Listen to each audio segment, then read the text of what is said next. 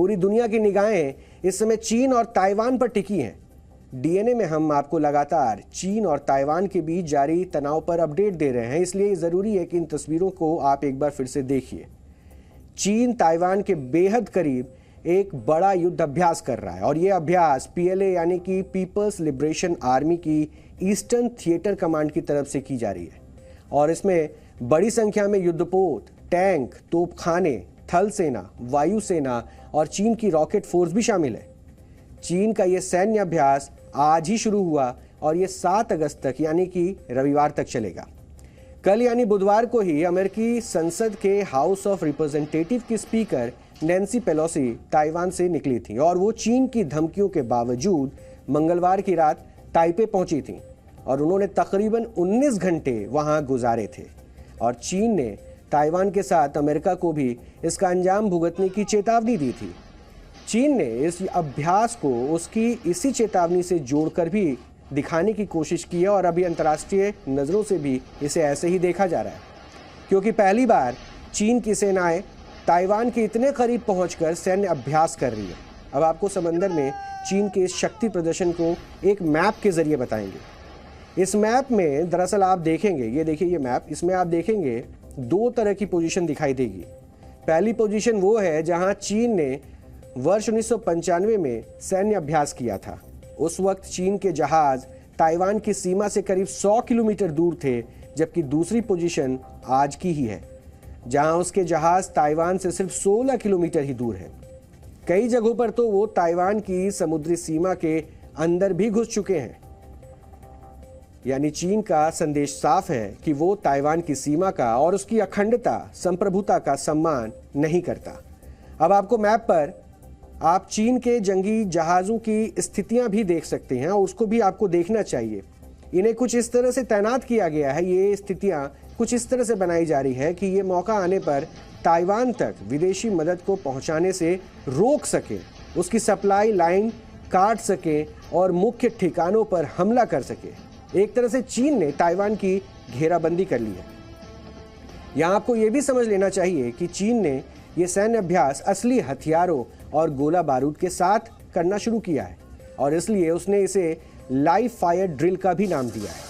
आमतौर पर जो युद्ध अभ्यास किए जाते हैं उसमें असली गोला बारूद का इस्तेमाल नहीं होता है, यानी जो मिसाइलें दागी जाती हैं या बम गिराए जाते हैं उसमें वॉरहेड नहीं होते हैं या उन्हें खास अभ्यास के मकसद से ही बनाया जाता है। ऐसा इसलिए भी किया जाता है ताकि किसी प्रकार की दुर्घटना की आशंका ना हो। लेकिन चीन की ये लाइव फायर ड्रिल कुछ ऐसी है जैसे वो किसी युद्ध की तैयारी कर रहा हो। इसे आप इस तरह भी समझ सकते हैं कि चीन के हथियारों से लैस जहाज ताइवान के बिल्कुल दरवाजे पर खड़े हैं, उसके सैनिक भी युद्ध के लिए बिल्कुल तैयार हैं और अगर वो चाहें तो किसी भी पल ताइवान पर हमला भी कर सकते हैं। यानी कम से कम उसकी तैयारियां इसी स्तर की है। चीन की तैयारियों को आप इन तस्वीरों के जरिए भी देखकर समझ सकते हैं।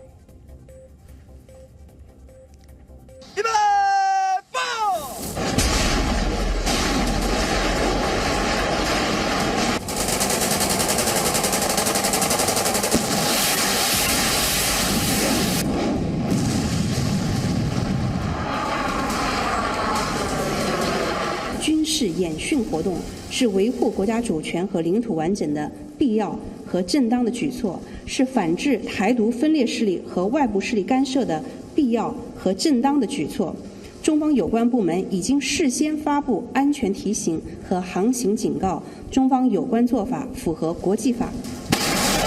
此次实弹射击与之前相比，声音和烟土更大，在连续射击后，战斗室内充满烟雾。我国政府我们会更坚定的来捍卫我国的国家主权以及领土的完整。对于当前的情势，我国的政府我们除了会积极的来强化自我的防卫的能力，我们同时也会跟美国等理念相近的国家来保持密切的联系跟协调。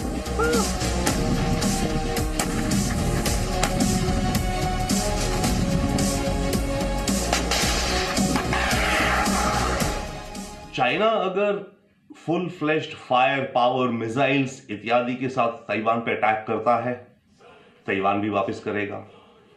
चाइना का ऑब्जेक्टिव फिर तो ये रहेगा कि अपने सोल्जर्स को ताइवान पहुंचाओ, समुद्री रास्ते या पैराट्रूपर्स को ऑक्यूपाई करना शुरू करो।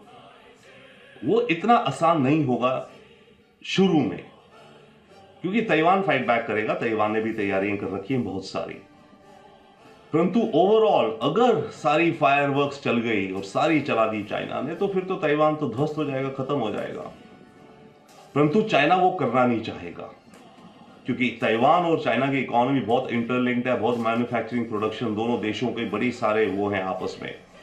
तो चाइना का फोकस ये रहेगा, प्रयास कि कम से कम डैमेज करके मैं ताइवान को कंट्रोल कर लूं। तो ताइवान अपने को एक पॉर्क्यूपाइन बना रहा है, मतलब कि ताइवान ऑफ कोर्स बड़े वेपन्स तो खरीद ही रहा है, सारे एडवांस्ड फाइटर जेट्स, ये वो air defence systems and all, परंतु उसके अलावा वो पूरे देश भर में जहां जहां उसे दिखता है चाइनीज घुसेंगे, वहां पर वो माइंस बिछा रहे हैं।